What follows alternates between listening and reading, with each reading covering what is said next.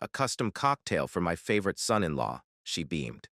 I thanked her and quietly said it before her husband, who never passed up a chance to belittle my career. I am Ethan Grady, and I arrived 45 minutes later. I work as an independent photographer out of Asheville, North Carolina, and I'm 32. Weddings, animals, magazine spreads. If you're good at it, this is the kind of work that pays the bills. I started my business from the ground up. I am too. However, my actions have never been sufficient in the eyes of my in-laws, particularly Margot. How is the small hobby of photography going? At family dinners, Charles would inquire, his tone betraying his contempt. He was an investment banker, the type of guy who used stock options and square feet to gauge success. Every Sunday supper at their house was the same. Charles would question me about my money, while Margot fussed over her daughter. Lena, my wife, would silently apologize to her parents by squeezing my hand beneath the table. After trekking through knee-deep snow to take pictures of bison for National Geographic, I had just returned from a week-long wildlife assignment in Montana. I was worn out. Lena, however, insisted that we attend her mother's birthday dinner. Just a few hours, she assured. When Margot cornered me in the kitchen, I should have paid attention to the knot in my stomach. Before she gave me that drink, her gaze darted about a bit. I made it special just for you, she replied, with a faint trembling in her fingers.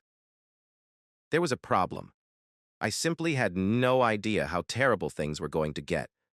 I met Lena 6 years ago while my artwork was on display at an art show. I was just beginning to establish myself, and she was completing her master's degree in environmental science. We clicked right away. I appreciated her enthusiasm for preserving the world, and she recognized my need to document everything via a lens. Her parents were a different matter. Charles was apparent from their first encounter that he had anticipated a different kind of woman for his daughter, one who had a desk job, a retirement plan, and a company car. Someone who was just like him. Margot was more subdued. She would invite me to family gatherings, introducing me as the photographer rather than her son-in-law, and compliment my photographs while inquiring when I intended to move into someplace more stable. I tried to win them over for years. I went to dinner with some pricey wine, displayed published work to them, omitted well-known clientele names. Nothing altered their belief that I was merely a phase in their daughter's life that she would soon outgrow. I heard Margot talking on the phone last Christmas. You know, Lena could have married Dr. Aiden Lee. He was an orthopedic surgeon and had family money. However, she went with the imaginative one. It seemed like a sickness the way she paused before saying, creative. Charles was blunter. He drew me away when Lena and I said we were trying for a baby. Son, children are costly. Perhaps consider actual work before bringing one into the world. I kept these things from Lena. I didn't want to make her pick a side because she loved her parents in spite of their shortcomings. I grinned as a result, firmly shook Charles's hand during each visit, praised the food Margot had prepared. I kept my mind to myself. However, there were indications that I ought to have paid more attention to. When I mentioned a good endeavor, Margot would immediately urge Lena to help in the kitchen.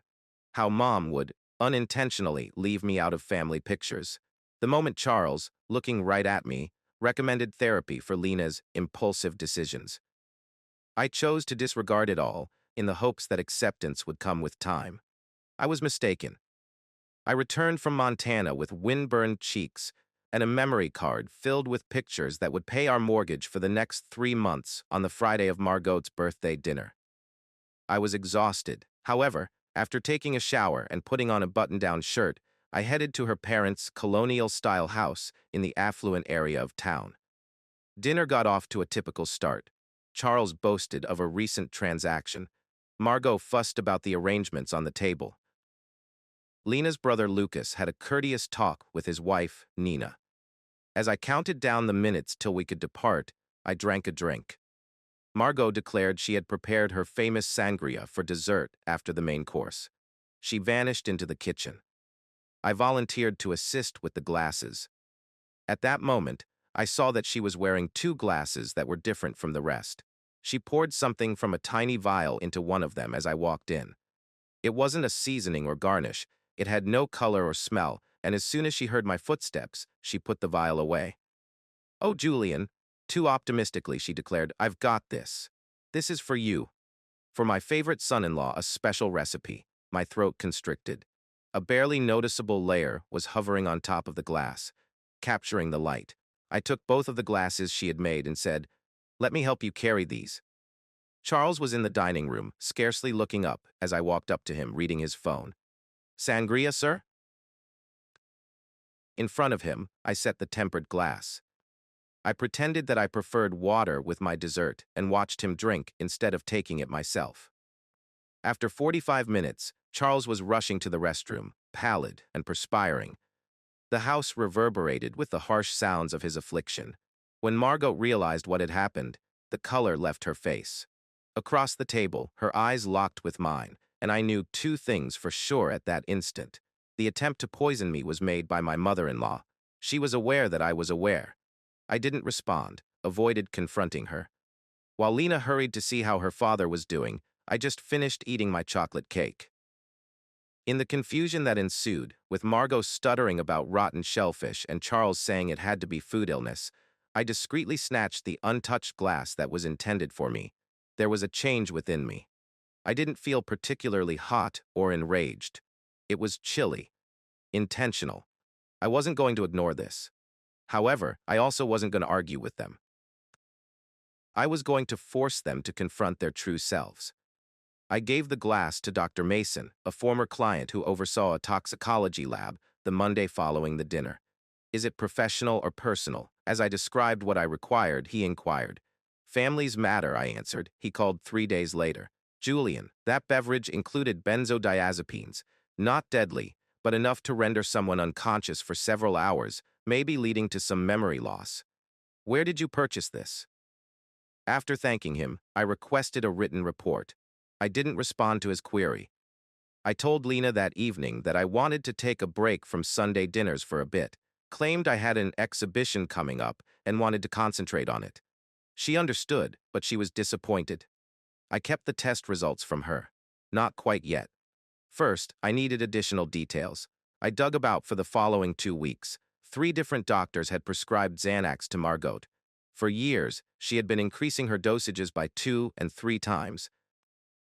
Rumors about her were also circulating in the community, including claims that she stole jewels from her country club and odd conduct at a neighbor's party. Her family had worked hard to hide these stories. I put everything together and awaited my opportunity. Lena brought up the fact that her mother required pictures for a new social media account. Surprised by the request, Lena remarked, "She specifically asked if you would take them." I concurred. The next Saturday, I showed up at their house by myself, with a sealed envelope in one hand and a camera bag in the other. Margot was waiting with flawless cosmetics and a fancy outfit. She clarified, "Charles is at the office." I added softly, "I thought you might want to see this before we start." I gave her printouts of her several medications and the envelope with the toxicology report. As she read, her hands shook. "This is ridiculous," she muttered. "I would never." I interrupted. "We both know what happened." "I don't know why, though." Her expression stiffened. "My daughter is not worthy of you. You won't be. Security should be provided by a man, not by images." "And security comes from drugging your daughter's husband?" I asked, maintaining a level voice. She yelled, "It wasn't going to hurt you.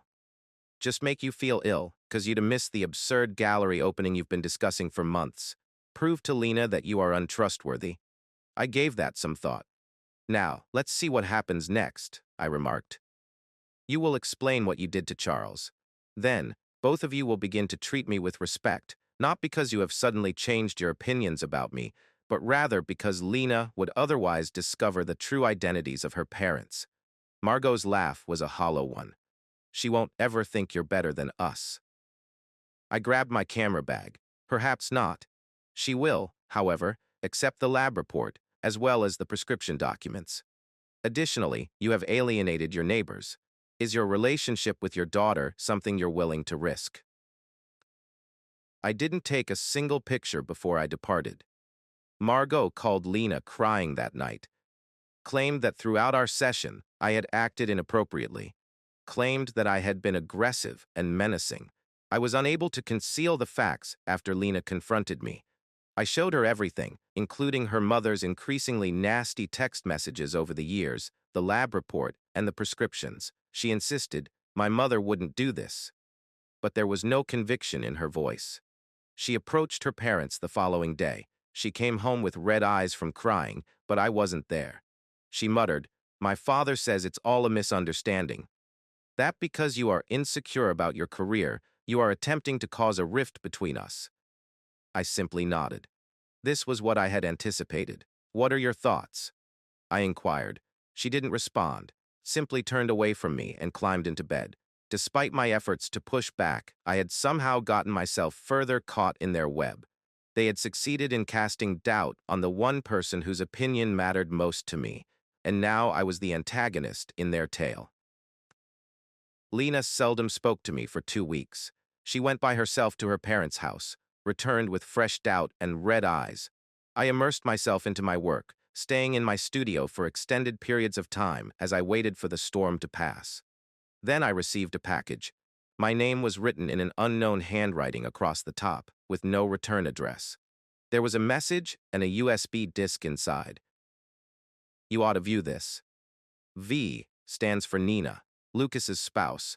Video files from Charles and Margot's home security system were on the drive.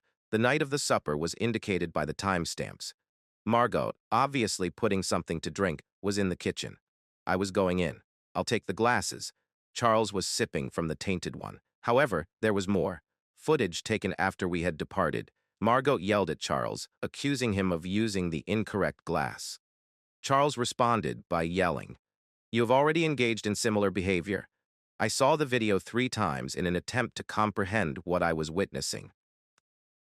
Not merely affirmation of Margot's behavior, but proof of a trend, proof that Charles was aware of.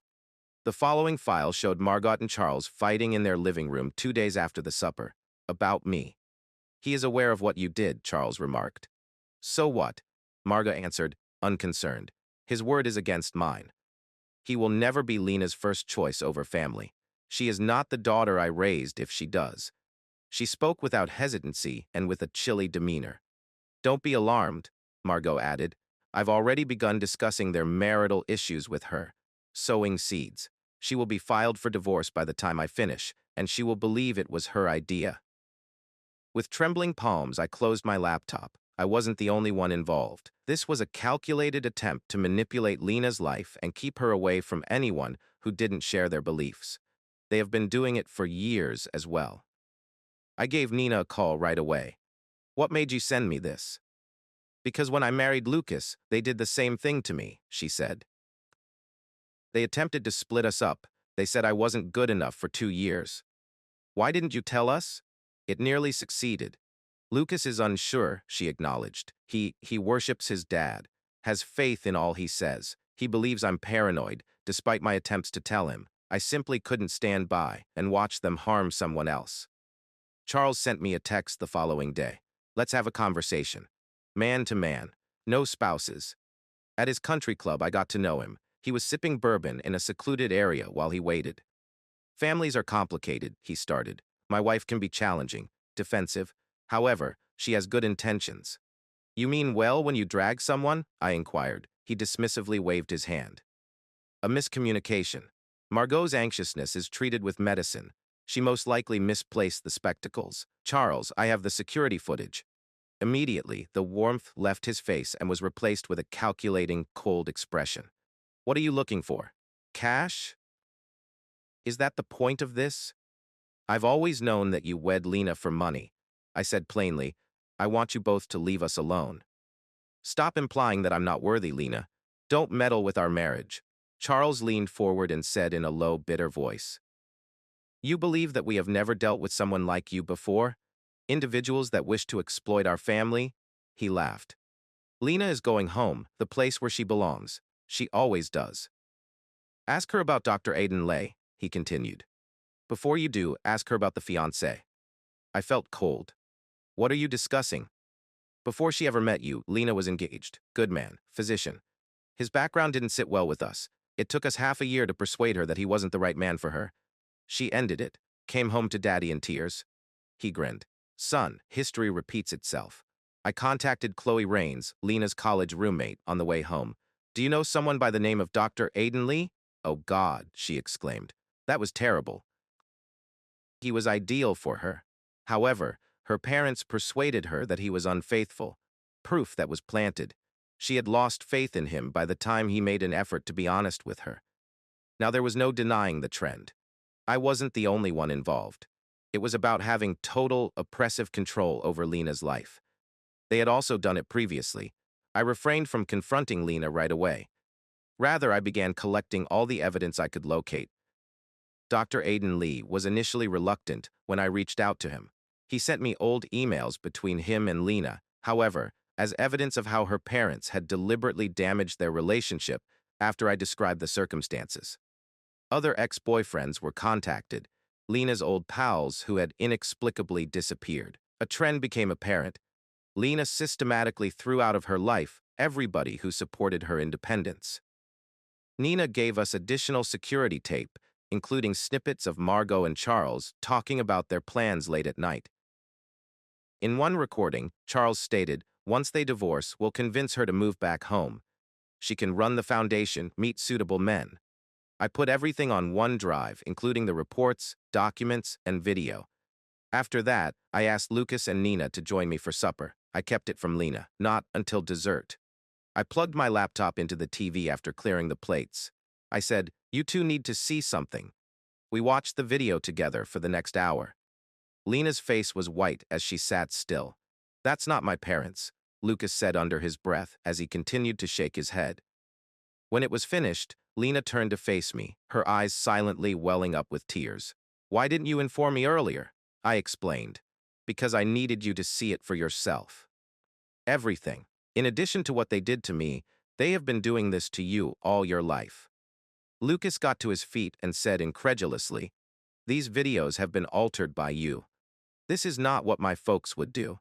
Nina lightly touched his arm. Lucas, they also did it to us. After we had James, why do you think they suddenly took a liking to me? Since having a grandchild gave them power, the hue faded from Lucas's visage. You didn't tell me, she muttered. I tried. You wouldn't pay attention. Lena crawled into bed next to me later that evening. She whispered, I need time to process this. However, I do believe you. I apologize for my doubts about you. When Margot called the following morning, she was put on speaker by Lena. Margot remarked with a smile, Darling, I was thinking, you should come stay with us for a while. I am concerned about you, as is your father. Marriage is difficult, and sometimes insight comes from being apart. Lena interrupted, Mom. She spoke steadily. I have watched the videos. Quiet. Which videos? The security video of you adding drugs to Julian's beverage of Dad, and you conspiring to dissolve my marriage. One more pause. Everything he's shown you, Lena, has been manipulated. Julian has always been envious of our family, you know. Lena's voice was stern. Stop, managed. Tonight we're coming over, every one of us. Julian, Nina, Lucas, and me. We are going to discuss this as a household. No more falsehoods. She turned to face me after hanging up and said, they'll deny everything. They will attempt to reverse this for you. I gave a nod. I understand. So what are we going to do? I grinned for the first time in weeks. I believe it's time for your parents to meet who I really am. The one who is able to narrate a tale in addition to taking pictures. We got to Charles and Margot's residence that evening. I had my camera gear with me. Nina and Lucas were already in the living room, sitting rigidly. Charles appeared self-assured and practiced. He started by saying, I realize there has been a misunderstanding. I interrupted him while I was setting up my tripod and said, no misunderstanding. I'm recording this discussion for the family's records. Margot's expression tensed. This is a family-run private company. Exactly, I said, a family enterprise. I'm also family, despite your best efforts to alter that. We discussed everything for the next 2 hours, including the drink, the manipulation, Tom, and the other ex-boyfriends. Lena and Lucas's entire lives had been molded by this pattern. Naturally, Charles and Margot disputed all of this, referred to me as unstable, manipulative. But I played another clip after every denial, displayed an additional email. They became paler-faced, Their denials became less forceful. At last, Lena got to her feet. I cherish you both. My parents are you. However, what you did cannot be forgiven. You no longer have authority over my life. Beside her, Lucas nodded. We are grown-ups. We select our own partners and our own course. Margot began to cry because she realized she was losing control, not because she felt guilty. Charles appeared astonished, as though he was unable to process the fact that his kids were disobeying him. I gave Charles a USB disk as we were ready to depart. Everything is included here, including the testimonies, emails, and video. You are free to keep it. What is the intended meaning of that? With suspicion, he inquired. It implies that I won't share this with anybody else and risk damaging your reputation. Lena would be hurt by it. I would never do it either. I stopped. Let's land the next part. But copies will be sent to every member of your country club, your business partners, and your valuable social circle if you ever attempt to meddle in our marriage again. Even if you so much as sow doubt in Lena's mind, speak negatively about me to our future children, or pull any of your games. Charles gave me the most respectful look I had seen in him since we first met. You were underestimated by me. Yes, I replied plainly. You did. It was 6 months later. In order to heal from the harm their parents had caused, Lena and Lucas started going to therapy. Charles and Margot stayed apart, occasionally texting each other, but adhering to the limitations we had established. They then invited us all to supper during the holidays. A new beginning, the invitation said. Want to go? I inquired. Silently, Lena remarked, they're still my parents. They're trying too, I concurred. However, I wasn't so gullible as to think they had changed. Everything appeared to be normal when we got there. A feast had been prepared by Margot. Charles was affable and seemed genuinely interested in learning about my most recent projects. Charles asked me to come into his study after supper. He poured me a scotch and added, I have a proposition for you. Your career has been on my mind. Well, photography has been treating you well. However, have you given diversification any thought? After turning, he gave me the glass. I could invite you to my office, junior partner track. The pay would be high. I accepted the glass. I didn't drink, though. Why would you act in such way? Because you're related to me, he said naturally. And I admire the way you dealt with the... You stood your ground and kept my daughter safe. That is the behavior of a true man. I put down the glass, not touched. Thank you for the offer. However, no, he tightened his smile. Be reasonable, Julian. It's an olive branch, a means by which we can proceed. No, I said again, it's just another attempt at dominance. Charles, you can't purchase me. Furthermore, you find it intolerable that Lena loves me for who I am. Dropping the facade, he muttered, don't be a fool. Everybody has a cost. I got to my feet. That's where you're mistaken. You will never comprehend your daughter because of this. Margot was displaying Lena's picture albums in the dining room when I returned. Take a look at these, she said. When you lived at home, you were so happy. I looked across the room at Lena. My expression told her that something had happened. I nodded slightly, and she got to her feet. Mom, I have something to tell you, Dad, she said emphatically, and everyone turned to face her. We are expecting a child, Julian and myself. My pregnancy is 3 months along. Their expressions of amazement were sincere. Margot was the first to recover and hurried to give her daughter a tearful embrace. Charles came up more slowly, looking from me to Lena. With stiffness, he said, Congratulations. I'm grateful, I said. Then, so that only he could hear me, I lowered my voice. You will never use this youngster as a pawn in your schemes. I swear to you. He nodded once, but his face hardened. The message made sense to him. Lena gripped my hand as we drove home that evening. They won't ever alter, will they? No, I answered plainly. However, they will have to acknowledge that we have. Charles's lawyer sent a certified letter 3 weeks later. It contained a deed to our home, which we had been renting, as well as court records creating a trust fund for our unborn kid. No note was present, no restrictions, no conditions, only the clean, irrevocable transfer of assets. There was no apology. That was not something Charles could do. However, it was a recognition. The only one he might be able to provide, that we were victorious. In the summer, our daughter was born. In honor of my grandmother, we gave her the name Sophie. Margot and Charles brought gifts to the hospital, but they kept a polite distance. Without attempting to offer financial lectures or parenting advice, they took pictures, gushed about the baby, and then departed. Our connection with them became more or less normal as the months went by. They ceased attempting to influence Lena's life or jeopardize my profession, but they never expressed regret for their actions. Lena arrived with Sophie one evening while I was in my studio retouching pictures. She said, "My mother called. She would like us to attend Christmas." I raised my eyes from my screen. "What are your goals?" She said, "I think we should go. However, there are restrictions. Instead of staying at their home, we stay at a motel. We depart when we're ready to do so, and no time with Sophie without supervision." I gave a nod. "That makes sense." She took a seat next to me and gently bounced the infant. "I used to believe that success meant pleasing my parents," she added, "gaining their consent, fulfilling their expectations." She glanced back at me after glancing down at our kid. "I now understand that it's about making decisions I'm proud of, supporting those I care about." Charles sent a big envelope 2 weeks before Christmas. His company's yearly report was contained in a glossy brochure. All of my photos were used, including architectural, portrait, and landscape views. I had completed the assignment without his help and on my own terms. A little message was affixed to the front. "The best photographer I know was hired.